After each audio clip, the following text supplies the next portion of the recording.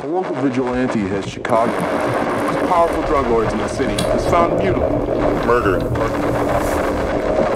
An urban legend, the Ghoul, has been a staple of evening news reports since first appearing 20-some years ago. However, one fact has kept him from being a saint of the gutters, providing the kind of justice our hamstrung police department can only promise, while others fear him as the scourge of the city. Pundits on both sides of the argument. The Ghoul's grisly calling card, a small patch of skin torn from each of his victims.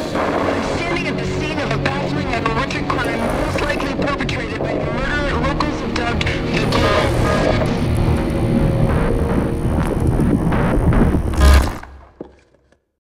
Hi, I'm Brad McRae, and I play Les, the main character in the new indie thriller Chicago Rot. And my name's Dorian Weisenmer, and I am the director. We just wanted to take a couple minutes here and tell you a little bit about the film and who we are and why we're making it. Stories about Les. Les, when he was a child, witnessed the murder of his mother. And as a child, he felt that his soul was stolen, and he basically takes the rest of his life looking for this person who stole his soul. So he's on a quest, and he ends up in jail, and after 10 years in jail, he thinks he has an idea who it is, and he sets out to finish the story. Then we commence the bloodbath across the city. At its core, though, it has always remained and will always remain a revenge story, with a heavy love theme. Not heavy, like mushy love theme, but it's always there, and it's part of the motivation of the characters. So that was something I never really imagined myself working on, but Brant kind of tricked me into it, because it was this gritty, nasty supernatural revenge story.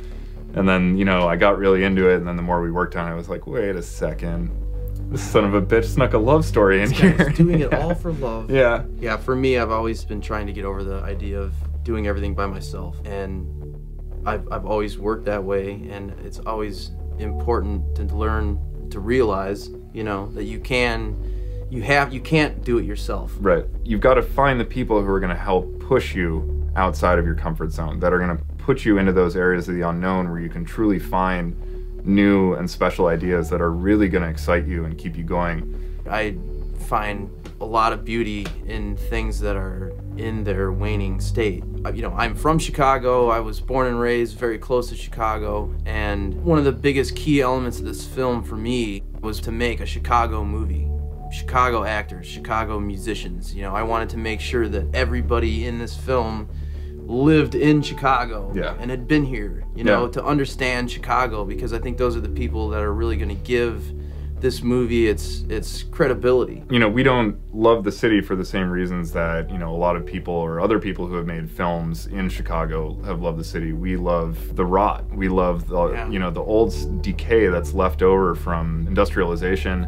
And, it's just been left and kind of pushed to the side because we've moved on as a society and don't really want to acknowledge those parts anymore. Oddly enough, right now in the city, we're going through a major change, and there's a lot of stuff that's being built that's new that looks like the suburbs. Right, But there's still this strong element of Chicago that has this kind of gutter, in decay, rusty something. He had this just really cool perspective on the city and the world that the city has become in this script, and for him to just hand me that sort of playground and say, all right, just have a good time, see what happens, it was so incredible. It's a leap of faith. Yeah, it's always a leap of faith, and you gotta pray that it's gonna come out all right. Yeah, but right.